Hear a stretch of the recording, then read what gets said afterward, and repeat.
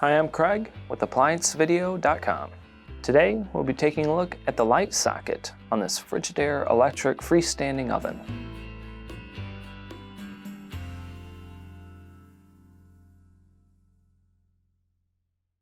Stop. Before beginning any repair, always be sure to disconnect the power to the appliance. It is also recommended to test the outlet for the proper voltage.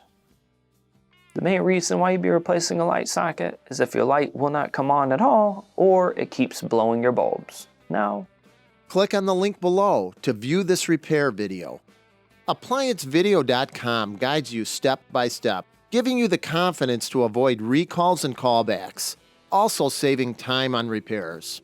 Whether you're up against an uncommon repair or the latest appliance on the market, our videos have been created with you in mind. Our growing library of videos have been produced using our factory-certified technicians who have extensive infield experience over the past 30 years. ApplianceVideo.com provides high-quality repair videos that anyone can follow, regardless of their skill level. We are here to help. Click on the link below to view this repair video and let us help you do it right the first time.